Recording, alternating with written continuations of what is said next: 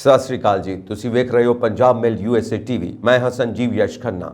ਤੁਹਾਡਾ ਸਾਰਿਆਂ ਦਾ ਸਵਾਗਤ ਖਬਰਾਂ ਦੇ ਇਸ ਬੁਲੇਟਿਨ ਦੇ ਵਿੱਚ। ਸਭ ਤੋਂ ਪਹਿਲਾਂ ਚੋਣਵੀਆਂ ਖਬਰਾਂ। 82 ਰੁਪਏ ਪ੍ਰਤੀ ਡਾਲਰ ਤੱਕ ਡਿੱਗ ਸਕਦਾ ਹੈ ਰੁਪਈਆ। ਅਮਰੀਕਾ ਦੇ ਵਾਸ਼ਿੰਗਟਨ ਵਿੱਚ ਫਿਰ ਚੱਲੀਆਂ ਤਾਬੜਤੋੜ ਗੋਲੀਆਂ। ਲਾਸ ਐਂਜਲਿਸ ਪਾਰਕ ਵਿੱਚ ਗੋਲੀਬਾਰੀ। ਅਮਰੀਕਾ ਦੇ ਮਿਆਮੀ ਜਾ ਰਹੀ ਪ੍ਰਵਾਸੀਆਂ ਨਾਲ ਭਰੀ ਕਿਸ਼ਤੀ ਪਲਟੀ। छिड़ सकती है हुण चीन ताइवान की जंग। रूस ने 24 घंटिया विच ही तोड़िया अनाज निर्यात समझौता। ते हुण खबरां दा विस्तार।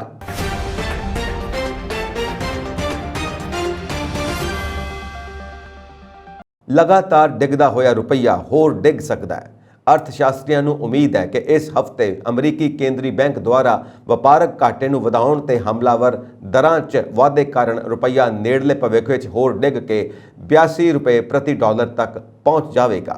कियास लाए जा रहे हैं कि अमरीकी केंद्रीय बैंक फैडरल रिजर्व 26-27 जुलाई की बैठक में व्याज दरां में 0.50 तो लैके 0.75% का वाधा कर सकता है। इस नाल भारत वर्गे उभरते बाजारों तो विदेशी पूंजी के प्रवाह को तेज़ किया जा सकता है। डॉलर के वहाव ते कच्चे तेल दीआं उच्चियां कीमतां कारण रुपए की कीमत होर डिग सकती है। पिछले हफ्ते रुपया 86.06 प्रति डॉलर के अपने सब तो हेठले पद्धर ते आ गया सी। अर्थशास्त्रियों का मनना है कि रुपया अपने सब तो हेठले पद्धर नूं छूण तो बाद अगले साल मार्च तक 78 रुपए प्रति डॉलर ते रह सकता है। इंडिया रेटिंग्स एंड रिसर्च के प्रमुख अर्थशास्त्री सुनील कुमार सिन्हा ने कहा, साडे अंदाजे मुताबिक रुपया प्रति डॉलर 79 के आस पास रहेगा। ये पूरे साल लिए रुपये का औसत मुल होगा। गिरावट के मौजूदा दौर में रुपया 81 प्रति डॉलर तो ही भी हेठां टुट सकता है। ICRA की मुख्य अर्थशास्त्री अदिति नायर ने कहा, आखिरकार विदेशी पोर्टफोलियो निवेशकों की ग्लोबल धारणा के प्रवाह यह तय करेगा कि की रुपया साल के बाकी हिस्सों में होर कमज़ोर होगा या फिर अमरीका की मंदी के अंदाजे विचाले डॉलर की ताकत घटेगी। नोमूरा का मनना है कि जुलाई तो सितंबर के दौरान रुपया कई कारणों करके 82 प्रति डॉलर के हेठले पद्धर तक जा सकता है। क्रिसल नूं यह भी उम्मीद है कि नेड़ले भविख विच रुपया दबाव विच रहेगा तो रुपया डॉलर एक्सचेंज रेट अस्थिर रहेगा।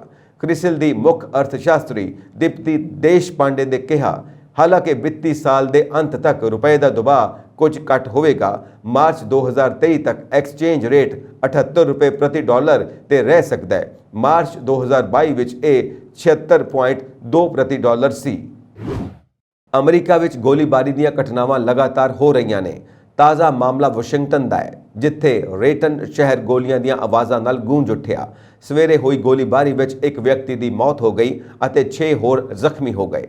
रेटन पुलिस मुताबिक शुरुआती रिपोर्टां तो पता लगता है कि गोलीबारी एक वड्डी सभा के बाहर विवाद नाल हुई सी, जिस विच एक तो वध लोकां दे गोली चलाउण दी संभावना प्रगटाई जा रही है। रेटन लगभग 10,06,000 लोगों का शहर है, जो सिएटल शहर के दक्षिण पूर्व विच है। ਇਹ घटना अजिहे समय ते होई जदों अमरीका बंदूक नाल जुड़ियां कानून लियाउण बारे सोच रहा है। एक रिपोर्ट मुताबिक इस साल पूरे अमरीका विच गन वायलेंस दीआं 302 तो वध घटनावां सामने आईयां ने।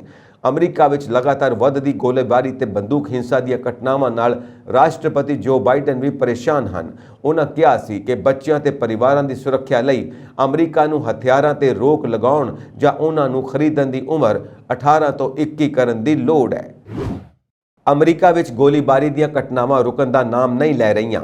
ताज़ा मामला लॉस एंजलिस तो सामने आया है, जिथे ऐतवार शाम ਨੂੰ एक पार्क विच 2 गुटां विचाले हुई गोलीबारी विच 2 लोगों की मौत हो गई और 5 होर जख्मी हो गए। न्यूयॉर्क पोस्ट ने दस्सिया कि यह गोलीबारी सान पेड्रो के पैक पार्क के अंदर शाम 4 बजे स्थानक समय अनुसार चल रहे कार शो दौरान हुई सी। ਜਾਂਚਕਰਤਾਵਾਂ ਦਾ ਮੰਨਣਾ ਹੈ ਕਿ ਗੋਲੀਬਾਰੀ ਪੈਕ ਪਾਰਕ ਵਿੱਚ 2 ਧਿਰਾਂ ਵਿਚਕਾਰ ਝਗੜੇ ਵਜੋਂ ਸ਼ੁਰੂ ਹੋਈ ਸੀ। ਅਸੀਂ ਸਬੂਤ ਅਤੇ ਸੰਭਾਵੀ ਤੌਰ ਤੇ ਵਾਧੂ ਪੀੜਤਾਂ ਲਈ ਪਾਰਕ ਨੂੰ ਸਾਫ਼ ਕਰਨਾ ਜਾਰੀ ਰੱਖ ਰਹੇ ਹਾਂ। ਕੈਲੀ ਨੂੰ CNN ਦੁਆਰਾ ਕਿਹਾ ਗਿਆ ਸੀ। ਉਹਨਾਂ ਕਿਹਾ ਕਿ ਅਸੀਂ ਜਾਂਚ ਕਰ ਰਹੇ ਹਾਂ ਕਿ ਕੀ ਇੱਕ ਤੋਂ ਵੱਧ ਸ਼ੂਟਰ ਹੋ ਸਕਦੇ ਹਨ। ਐਤਵਾਰ ਰਾਤ ਤੱਕ ਕੋਈ ਵੀ ਹਿਰਾਸਤ ਵਿੱਚ ਨਹੀਂ ਲਿਆ ਗਿਆ। एंजलिस फायर डिपार्टमेंट ने एक चेतावनी विच कहा कि पार्क के अंदर गोलीबारी करन तो बाद 4 पुरुषों और 3 औरतों को खेतरी हस्पतालों में लिजाया गया।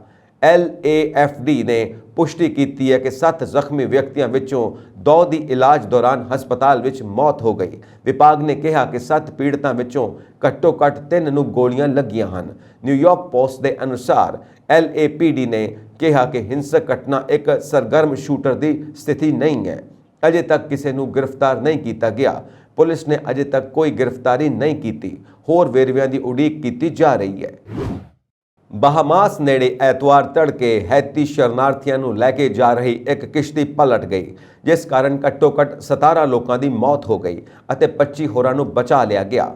ਕਿਸ਼ਤੀ ਨਿਊ ਪ੍ਰੋਵੀਡੈਂਸ ਤੋਂ ਤਕਰੀਬਨ 7 ਮੀਲ ਦੂਰ ਪਲਟ ਗਈ। ਪ੍ਰਧਾਨ ਮੰਤਰੀ ਫਿਲਿਪ ਬ੍ਰੇਵ ਡੇਵਿਸ ਨੇ ਇੱਕ ਬਿਆਨ ਵਿੱਚ ਕਿਹਾ ਕਿ ਮਰਨ ਵਾਲਿਆਂ ਵਿੱਚ 15 ਔਰਤਾਂ, ਇੱਕ ਪੁਰਸ਼ ਅਤੇ ਇੱਕ ਬੱਚਾ ਸ਼ਾਮਿਲ ਹੈ। ਉਹਨਾਂ ਕਿਹਾ ਕਿ ਬਚਾਏ ਗਏ ਲੋਕ ਸਿਹਤ ਕਰਮਚਾਰੀਆਂ ਦੀ ਨਿਗਰਾਨੀ ਹੇਠ ਹਨ।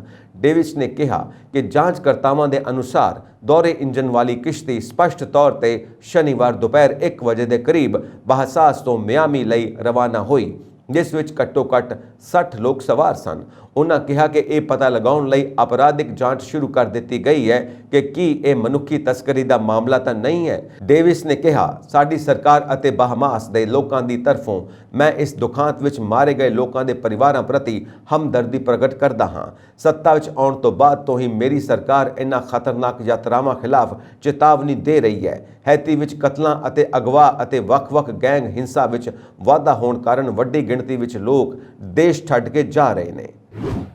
ਇੰਡੋ ਪੈਸੀਫਿਕ ਦੌਰੇ ਦੌਰਾਨ ਐਤਵਾਰ ਨੂੰ ਇੰਡੋਨੇਸ਼ੀਆ ਵਿੱਚ ਰਹੇ ਅਮਰੀਕਾ ਦੇ ਚੋਟੀ ਦੇ ਫੌਜੀ ਅਧਿਕਾਰੀ ਨੇ ਕਿਹਾ ਕਿ ਚੀਨੀ ਫੌਜ ਪਿਛਲੇ 5 ਸਾਲਾਂ ਵਿੱਚ ਅਮਰੀਕਾ ਅਤੇ ਉਸ ਦੇ ਸਹਿਯੋਗੀਆਂ ਲਈ ਜ਼ਿਆਦਾ ਹਮਲਾਵਰ ਅਤੇ ਖਤਰਨਾਕ ਹੋ ਗਈ ਹੈ। ਉਸ ਨੂੰ ਤਾਈਵਾਨ ਤੇ ਚੀਨੀ ਹਮਲੇ ਦਾ ਡਰ ਵੀ ਸੀ। ਚੀਨ, ਜੋ ਇਸ ਸਵੈ ਸ਼ਾਸਨ ਵਾਲੇ ਟਾਪੂ ਨੂੰ ਆਪਣਾ ਖੇਤਰ ਮੰਨਦਾ ਹੈ, ਭੜਕਾਊ ਕਦਮ ਚੁੱਕਦਾ ਰਹਿੰਦਾ ਹੈ। Joint chief of staff general mark ਮਿਲੀ ਨੇ ਕਿਹਾ ਕਿ ਚੀਨੀ ਜਹਾਜ਼ਾਂ ਅਤੇ ਜਹਾਜ਼ਾਂ ਦੁਆਰਾ ਪ੍ਰਸ਼ਾਂਤ ਖੇਤਰ ਵਿੱਚ ਅਮਰੀਕਾ ਅਤੇ ਹੋਰ ਭਾਈਵਾਲਾਂ ਦੀਆਂ ਫੌਜਾਂ ਵਿੱਚ ਰੁਕਾਵਟ ਪੈਦਾ ਕਰਨ ਦੀਆਂ ਘਟਨਾਵਾਂ ਵਿੱਚ ਵਾਧਾ ਹੋਇਆ ਹੈ। ਮਾਰਕ ਦੀ ਯਾਤਰਾ ਮੁੱਖ ਤੌਰ ਤੇ ਖੇਤਰ ਵਿੱਚ ਚੀਨ ਤੋਂ ਵੱਧ ਰਹੇ ਖਤਰੇ ਤੇ ਕੇਂਦਰਿਤ ਹੈ। ਇਸ ਹਫ਼ਤੇ ਦੇ ਅੰਤ ਵਿੱਚ ਉਹ ਸਿਡਨੀ, ਆਸਟ੍ਰੇਲੀਆ ਵਿੱਚ ਇੰਡੋ ਪੈਸੀਫਿਕ ਰੱਖਿਆ ਮੁਖੀਆਂ ਦੀ ਮੀਟਿੰਗ ਵਿੱਚ ਸ਼ਾਮਿਲ ਹੋਣਗੇ। ਇਹ ਬੈਠਕ ਚੀਨ ਦੀ ਵੱਧਦੀ ਫੌਜੀ ਸ਼ਕਤੀ ਅਤੇ ਇੰਡੋ ਪੈਸੀਫਿਕ ਨੂੰ ਮੁਕਤ ਰੱਖਣ ਦੀ ਜ਼ਰੂਰਤ ਤੇ ਕੇਂਦਰਿਤ ਹੋਵੇਗੀ।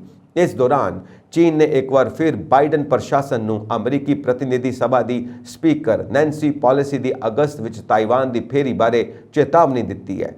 ਰਿਪੋਰਟ ਵਿੱਚ ਕਿਹਾ ਗਿਆ ਕਿ ਇਸ ਵਾਰ ਬੀਜਿੰਗ ਨੇ ਪਹਿਲਾਂ ਨਾਲੋਂ ਵੱਧ ਸਖਤ ਰੁਖ ਅਪਣਾਇਆ ਹੈ। ਚੀਨ ਨੇ ਵੀ ਉਸ ਨੂੰ ਅਮਰੀਕਾ ਤੋਂ ਪਹਿਲਾਂ ਚੇਤਾਵਨੀ ਦਿੱਤੀ ਹੈ। ਪਿਛਲੇ ਦਿਨ ਚੀਨ ਨੇ ਬਾਈਡਨ ਪ੍ਰਸ਼ਾਸਨ ਨੂੰ ਅਗਸਤ ਵਿੱਚ ਅਮਰੀਕੀ ਪ੍ਰਤੀਨਿਧੀ ਸਭਾ ਦੀ ਸਪੀਕਰ ਨੈਂਸੀ ਪੋਲਿਸੀ ਦੀ ਤਾਈਵਾਨ ਦੀ ਸੰਭਾਵਿਤ ਯਾਤਰਾ ਬਾਰੇ ਇੱਕ ਨਿੱਜੀ ਚੇਤਾਵਨੀ ਜਾਰੀ ਕੀਤੀ ਅਤੇ ਉਹਨਾਂ ਨੂੰ ਇਸ ਮੁੱਦੇ ਤੋਂ ਦੂਰ ਰਹਿਣ ਲਈ ਕਿਹਾ। ਦੱਸ ਦਈਏ ਕਿ ਇਸ ਤੋਂ ਪਹਿਲਾਂ ਜੁਆਇੰਟ ਚੀਫ ਆਫ ਸਟਾਫ ਦੀ ਇੱਕ ਵਰਚੁਅਲ ਮੀਟਿੰਗ ਦੌਰਾਨ ਚੀਨ ਨੇ ਅਮਰੀਕਾ ਨੂੰ ਨਿਰਦੇਸ਼ ਦਿੱਤਾ ਸੀ ਕਿ ਉਹ ਤਾਈਵਾਨ ਨੂੰ ਮਿਲਟਰੀ ਸਹਾਇਤਾ ਬੰਦ ਕਰੇ, ਨਹੀਂ ਤਾਂ ਦੋਵਾਂ ਦੇ ਰਿਸ਼ਤੇ ਤੇਜ਼ੀ ਨਾਲ ਵਿਗੜ ਸਕਦੇ ਨੇ। ਚੀਨ ਨੇ ਇੱਕ ਅਮਰੀਕੀ ਸੈਨੇਟਰ ਅਤੇ ਤਾਈਵਾਨ ਦੇ ਰਾਸ਼ਟਰਪਤੀ ਵੇਨ ਵਿਚਕਾਰ ਹਾਲ ਹੀ ਵਿੱਚ ਹੋਈ ਮੁਲਾਕਾਤ ਵੱਲ ਵੀ ਇਸ਼ਾਰਾ ਕੀਤਾ ਸੀ। ਰੂਸ ਤੇ ਯੂਕਰੇਨ ਵਿਚਾਲੇ ਜੰਗ ਜਾਰੀ ਹੈ। ਯੂਕਰੇਨੀ ਸ਼ਹਿਰ ਖੰਡਰ ਵਿੱਚ ਤਬਦੀਲ ਹੋ ਗਏ ਨੇ। ਦੇਸ਼ ਦੇ ਢਾਂਚੇ ਨੂੰ ਕਾਫੀ ਨੁਕਸਾਨ ਹੋਇਆ ਹੈ। ਜੰਗ ਕਾਰਨ ਦੁਨੀਆ ਵਿੱਚ ਖਾਦ ਸੰਕਟ ਪੈਦਾ ਹੋ ਗਿਆ ਹੈ। ਦੁਨੀਆ ਨੂੰ ਇਸ ਸੰਕਟ ਤੋਂ ਕੱਢਣ ਲਈ 23 ਜੁਲਾਈ ਨੂੰ ਰੂਸ ਯੂਕਰੇਨ ਨੇ ਅਨਾਜ ਨਿਰਯਾਤ ਸਮਝੌਤਾ ਕੀਤਾ, ਪਰ ਰੂਸ ਆਪਣੀਆਂ ਹਰਕਤਾਂ ਤੋਂ ਬਾਜ਼ ਨਹੀਂ ਆਇਆ। ਰੂਸੀ ਸੈਨਾ ਨੇ ਸਮਝੌਤੇ ਤੇ ਸਾਈਨ ਕਰਨ ਦੇ 12 ਘੰਟੇ ਬਾਅਦ ਹੀ ਓਡੀਸ਼ਾ ਦੇ ਇੱਕ 에ਅਰਪੋਰਟ ਤੇ ਹਮਲਾ ਕਰ ਦਿੱਤਾ। ਸਮਝੌਤੇ ਤਹਿਤ ਇਹ ਤੈਅ ਹੋਇਆ ਸੀ ਕਿ ਰੂਸ ਫੌਜ ਯੂਕਰੇਨ ਦੇ ਬੰਦਰਗਾਹ ਤੇ ਹਮਲਾ ਨਹੀਂ ਕਰੇਗੀ, ਪਰ ਰੂਸ ਨੇ ਓਡੀਸ਼ਾ ਪੋਰਟ ਤੇ ਮਿਜ਼ਾਈਲ ਨਾਲ ਹਮਲਾ ਕਰ ਦਿੱਤਾ। ਯੂਕਰੇਨ ਦੁਨੀਆ ਵਿੱਚ ਕਣਕ ਦਾ ਸਭ ਤੋਂ ਵੱਡਾ ਐਕਸਪੋਰਟਰ ਹੈ। ਕਣਕ ਦੇ ਇਲਾਵਾ ਯੂਕਰੇਨ ਅਨਾਜ, ਤੇਲ ਤੇ ਬੀਜਾਂ ਦਾ ਨਿਰਯਾਤ ਕਰਦਾ ਹੈ। ਬੰਦਰਗਾਹ ਸ਼ਹਿਰ ਓਡੀਸ਼ਾ ਤੋਂ ਮਾਲ ਦੀ ਲਦਾਈ ਹੁੰਦੀ ਹੈ। ਯੁੱਧ ਦੇ ਬਾਅਦ ਤੋਂ ਰੂਸ ਨੇ ਬਲੈਕ ਸੀ ਦੇ ਕਿਨਾਰੇ ਵਸੇ ਬੰਦਰਗਾਹ ਸ਼ਹਿਰਾਂ ਦੀ ਨਿਗਹਬਾਨੀ ਕਰ ਦਿੱਤੀ ਸੀ। ਗ੍ਰੇਨ ਐਕਸਪੋਰਟ ਡੀਲ ਦੇ ਬਾਅਦ ਬਲੈਕ ਸੀ ਦੇ ਰਸਤੇ ਅਨਾਜ ਦਾ ਨਿਰਯਾਤ ਫਿਰ ਤੋਂ ਸ਼ੁਰੂ ਹੋਇਆ। ਅਨਾਜ ਦੀ ਲਦਾਈ ਹੋ ਰਹੀ ਸੀ ਕਿ ਮਿਜ਼ਾਈਲ ਨਾਲ ਹਮਲਾ ਹੋ ਗਿਆ। ਯੂਕਰੇਨ ਦੇ ਰਾਸ਼ਟਰਪਤੀ ਵਲੋਦੀਮੀਰ ਜ਼ੈਲੈਂਸਕੀ ਨੇ ਇਸ ਨੂੰ ਕਿਹਾ, ਰੂਸ ਤੇ ਭਰੋਸਾ ਨਹੀਂ ਕੀਤਾ ਜਾ ਸਕਦਾ। ਇਹ ਸਬੂਤ ਹੈ ਕਿ ਰੂਸ ਜੋ ਵਾਅਦੇ ਕਰਦਾ ਹੈ ਉਸ ਨੂੰ ਨਿਭਾਉਂਦਾ ਨਹੀਂ ਹੈ। ਯੂਕਰੇਨ ਦੀਆਂ ਬੰਦਰਗਾਹਾਂ ਤੇ ਹਮਲਾ ਨਾ ਕਰਨ ਦੇ ਨਾਲ ਇਹ ਵੀ ਤੈਅ ਕੀਤਾ ਗਿਆ ਕਿ ਤੁਰਕੀ ਅਤੇ ਸੰਯੁਕਤ ਰਾਸ਼ਟਰ ਜਹਾਜ਼ਾਂ ਦਾ ਨਿਰੀਖਣ ਕਰਨਗੇ। ਇਹ ਯਕੀਨੀ ਬਣਾਏਗਾ ਕਿ ਰੂਸੀ ਹਥਿਆਰਾਂ ਨੂੰ ਯੂਕਰੇਨ ਵਿੱਚ ਨਾ ਲਿਆਂਦਾ ਜਾਵੇ। ਇਸ ਦੇ ਨਾਲ ਹੀ ਕਾਲੇ ਸਾਗਰ ਵਿੱਚ ਫਸੇ ਅਨਾਜ ਨਾਲ ਭਰੇ ਜਹਾਜ਼ਾਂ ਨੂੰ ਬਰਾਮਦ ਲਈ ਤੁਰੰਤ ਹਟਾਇਆ ਜਾਵੇਗਾ। द्रौपदी मुर्मू ने देश की 15वीं राष्ट्रपति वजों सौं चुकी। मुर्मू राष्ट्रपति बनने वाली देश की पहली आदिवासी औरत है। द्रौपदी मुर्मू ਨੂੰ संसद के सेंट्रल हॉल ਵਿੱਚ ਸਹੁੰ ਚੁਕਾਈ ਗਈ। चीफ जस्टिस NV रमन्ना ने उन्होंने अहुदे की सਹੁੰ चुकाई। नवीं चुनी गई राष्ट्रपति द्रौपदी मुर्मू ने सोमवार ਨੂੰ भारत के सर्वोच्च संविधानिक अहुदे की सਹੁੰ चुकी। इस खास समारोह ਵਿੱਚ ਉਹ परंपरागत संथाली साड़ी पहने नजर आई। ਉਸ ਦੀ ਭਾਬੀ ਸ਼ੁਕਰੀ ਟੂਡੂ ਇਸ ਸਾੜੀ ਨਾਲ ਭੁਵਨੇਸ਼ਵਰ ਤੋਂ ਦਿੱਲੀ ਪਹੁੰਚੀ ਸੀ। ਸ਼ੁਕਰੀ द्रौपदी ਦੇ ਭਰਾ ਤ੍ਰਿਨ ਸੇਨ ਟੂਡੂ ਦੀ ਪਤਨੀ ਹੈ। ਸ਼ੁਕਰੀ ਆਪਣੇ ਪਰਿਵਾਰ ਨਾਲ ਮਯੂਰਪੰਜ ਜ਼ਿਲ੍ਹੇ ਦੇ ਪਿੰਡ ਅਪਰ ਬੇਦਾ ਵਿੱਚ ਰਹਿੰਦੀ ਹੈ। ਦਿੱਲੀ ਲਈ ਰਵਾਨਾ ਹੋਣ ਤੋਂ ਪਹਿਲਾਂ ਉਹਨਾਂ ਨੇ ਕਿਹਾ ਕਿ ਮੈਂ द्रौपदी दीदी ਲਈ ओडिशा ਦੇ ਰਵਾਇਤੀ ਅਤੇ ਪ੍ਰਸਿੱਧ ਅਖਾੜਾ ਪੀਠ ਵੀ ਲੈ ਰਹੀ ਹਾਂ। ਸੰਥਾਲੀ ਔਰਤਾਂ ਖਾਸ ਮੌਕਿਆਂ ਤੇ ਇਸ ਸਾੜੀ ਨੂੰ ਪਹਿਨਦੀਆਂ ਨੇ। ਸੰਥਾਲੀ ਸਾੜੀਆਂ ਦੇ ਦੋਵੇਂ ਪਾਸੇ ਇੱਕੋ ਡਿਜ਼ਾਈਨ ਦੇ ਨਾਲ ਸੂਖਮ ਕਢਾਈ ਹੁੰਦੀ ਹੈ। ਸਹੁੰ ਚੁੱਕ ਸਮਾਗਮ ਵਿੱਚ ਸਰਕਾਰ ਅਤੇ ਸਮਾਜ ਦੇ ਚੁਣੇ ਗਏ ਹਸਤੀਆਂ ਇਲਾਵਾ द्रौपदी मुर्मू ਦੇ ਪਰਿਵਾਰਕ ਮੈਂਬਰ ਵੀ ਮੌਜੂਦ ਸਨ। ਮੁਰਮੂ ਦੀ ਬੇਟੀ ਇਤਿਸ਼੍ਰੀ ਅਤੇ ਉਹਨਾਂ ਦੇ ਪਤੀ ਗਣੇਸ਼ ਹੇਮਬਰਮ ਨਵੀਂ ਦਿੱਲੀ ਪਹੁੰਚ ਗਏ ਨੇ। ਮੁਰਮੂ ਦੀ ਬੇਟੀ ਇਤਿਸ਼੍ਰੀ ਅਤੇ ਉਹਨਾਂ ਦੇ ਪਤੀ ਗਣੇਸ਼ ਹੇਮਬਰਮ ਨਵੀਂ ਦਿੱਲੀ ਪਹੁੰਚ ਗਏ ਅਤੇ ਚੁਣੇ ਗਏ ਰਾਸ਼ਟਰਪਤੀ ਦੇ ਨਾਲ ਰਹਿ ਰਹੇ ਨੇ। ਭਾਜਪਾ ਦੇ ਇੱਕ ਸੀਨੀਅਰ ਨੇਤਾ ਨੇ ਕਿਹਾ ਕਿ ਚੁਣੇ ਗਏ ਰਾਸ਼ਟਰਪਤੀ ਦੇ ਪਰਿਵਾਰ ਦੇ ਸਿਰਫ 4 ਮੈਂਬਰ ਭਰਾ, ਭਾਬੀ, ਧੀ ਅਤੇ ਜਵਾਈ ਸਹੁੰ ਚੁੱਕ ਸਮਾਗਮ ਵਿੱਚ ਸ਼ਾਮਿਲ ਹੋਏ। BJD ਪ੍ਰਧਾਨ ਅਤੇ ਓਡੀਸ਼ਾ ਦੇ ਮੁੱਖ ਮੰਤਰੀ ਨਵੀਨ ਪਟਨਾਇਕ ਸ਼ਨੀਚਰਵਾਰ ਨੂੰ ਰਾਸ਼ਟਰਪਤੀ ਰਾਜਧਾਨੀ ਦੇ 4 ਦਿਨਾਂ ਦੌਰੇ ਤੇ ਰਵਾਨਾ ਹੋਏ ਸਨ, ਜਿਸ ਦੌਰਾਨ ਉਹ ਮੁਰਮੂ ਦੇ ਸਹੁੰ ਚੁੱਕ ਸਮਾਗਮ ਵਿੱਚ ਵੀ ਸ਼ਾਮਿਲ ਹੋਏ। ਮਯੂਰਪੰਜ ਜ਼ਿਲ੍ਹੇ ਦੇ 6 ਭਾਜਪਾ ਵਿਧਾਇਕਾਂ ਤੋਂ ਇਲਾਵਾ ਈਸ਼ਵਰਿਆ ਪ੍ਰਜਾਪਤੀ ਬ੍ਰਹਮ ਕੁਮਾਰੀ ਦੀ ਰਾਏ ਰੰਗਪੁਰ ਸ਼ਾਖਾ ਦੇ 3 ਮੈਂਬਰ ਬ੍ਰਹਮ ਕੁਮਾਰੀ ਸੁਪ੍ਰਿਆ, ਬ੍ਰਹਮ ਕੁਮਾਰੀ ਬਸੰਤੀ ਅਤੇ ਬ੍ਰਹਮ ਕੁਮਾਰ ਗੋਵਿੰਦ ਵੀ ਨਵੀਂ ਦਿੱਲੀ ਪਹੁੰਚੇ। ਕੇਂਦਰੀ ਮੰਤਰੀ ਅਸ਼ਵਨੀ ਵੈਸ਼ਨਵ, ਤਮਿੰਦਰ ਪ੍ਰਧਾਨ ਅਤੇ ਵਿਸ਼ਵੇਸ਼ਵਰ ਟੂਡੂ, ਪਾਰਟੀ ਦੇ ਸੰਸਦ ਮੈਂਬਰ ਸੁਰੇਸ਼ ਪੁਜਾਰੀ, ਬਸੰਤ ਪਾਂਡਾ, ਸੰਗੀਤਾ ਕੁਮਾਰ ਸਿੰਘ ਦਿਓ ਅਤੇ ਉਹਨਾਂ ਦੇ ਪਤੀ KV ਸਿੰਘ ਦਿਓ ਨੇ ਨਵੀਂ ਦਿੱਲੀ ਵਿੱਚ ਮੁਰਮੂ ਨਾਲ ਮੁਲਾਕਾਤ ਕੀਤੀ। ਉਹਨਾਂ ਦੇ ਸਮਾਗਮ ਵਿੱਚ ਹਾਜ਼ਰ ਹੋਣ ਦੀ ਸੰਭਾਵਨਾ ਪੱਕੀ ਸੀ। ਸੱਭਿਆਚਾਰਕ ਮੰਤਰਾਲੇ ਨੇ ਜ਼ਿਲ੍ਹਿਆਂਵਾਲੇ ਬਾਗ ਦੇ ਸ਼ਹੀਦੀ ਖੂਹ ਵਿੱਚ ਪੈਸੇ ਪਾਉਣ ਤੇ ਪਾਬੰਦੀ ਲਗਾ ਦਿੱਤੀ ਹੈ। ਇਸ ਦੇ ਲਈ ਖੂਹ ਦੇ ਖੁੱਲੇ ਉੱਪਰਲੇ ਹਿੱਸੇ ਨੂੰ ਬੰਦ ਕਰ ਦਿੱਤਾ ਜਾਵੇਗਾ। ਸ਼ਹੀਦਾਂ ਦੇ ਸਨਮਾਨ ਵਿੱਚ ਲੋਕ ਇੱਥੇ ਪੈਸੇ ਪਾਉਂਦੇ ਸਨ। ਜ਼ਿਲ੍ਹਿਆਂਵਾਲਾ ਬਾਗ ਵਿੱਚ ਸ਼ਹੀਦਾਂ ਨੂੰ ਸ਼ਰਧਾਂਜਲੀ ਦੇਣ ਸਮੇਂ ਦੇਸ਼ ਵਿਦੇਸ਼ ਤੋਂ ਆਉਣ ਵਾਲੇ ਸੈਲਾਨੀ ਅਕਸਰ ਖੂਹ ਵਿੱਚ ਪੈਸਾ ਪਾਉਂਦੇ ਸਨ।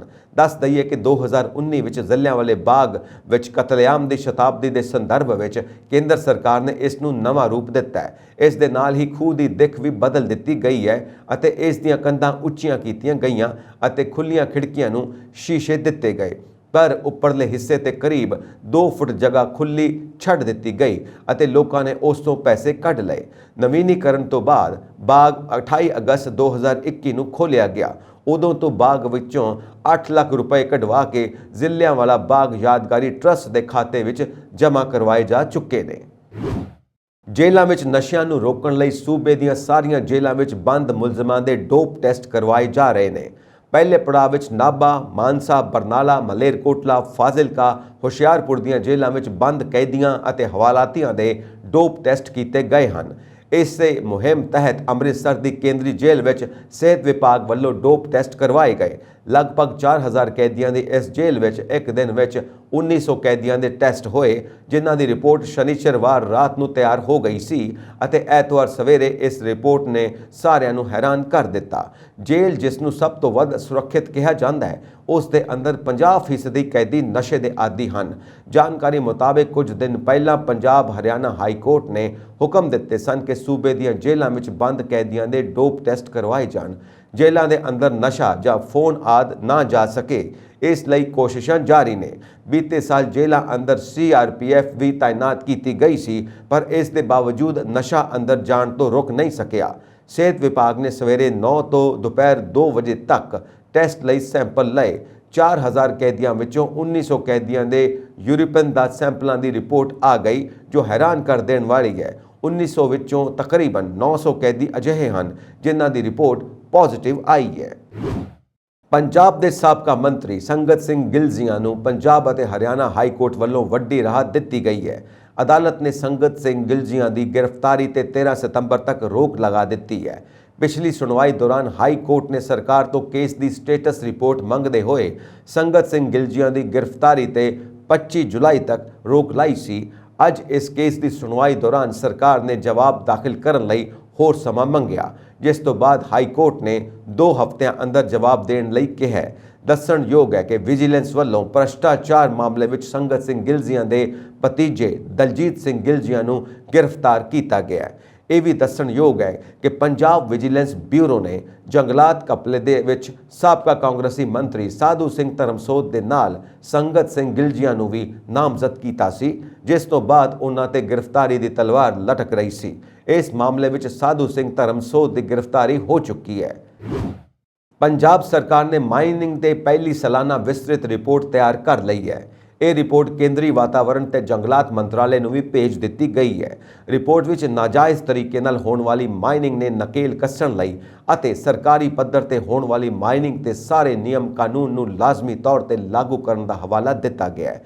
ਇਹਨਾਂ ਜ਼ਿਲ੍ਹਾ ਸਰਵੇਖਣ ਰਿਪੋਰਟਾਂ ਨੂੰ ਤਿਆਰ ਕਰਨ ਲਈ 30 ਸਤੰਬਰ 2022 ਦੀ ਡੈਡਲਾਈਨ ਫਿਕਸ ਕੀਤੀ ਗਈ ਸੀ। ਇਸ ਨਿਰਧਾਰਿਤ ਤਾਰੀਖ ਤੱਕ ਸਾਰੇ ਡਿਪਟੀ ਕਮਿਸ਼ਨਰਜ਼ ਨੂੰ ਜ਼ਿਲ੍ਹਾ ਸਰਵੇਖਣ ਰਿਪੋਰਟ ਤਿਆਰ ਕਰਨੀ ਹੋਵੇਗੀ ਤੇ ਇਸ ਨੂੰ ਸੂਬਾ ਪੱਧਰੀ ਵਾਤਾਵਰਣ ਪ੍ਰਭਾਵ ਮੁਲਾਂਕਣ authority state environment impact assessment authority ਕੋਲ ਮਨਜ਼ੂਰੀ ਲਈ ਭੇਜਣਾ ਹੋਵੇਗਾ।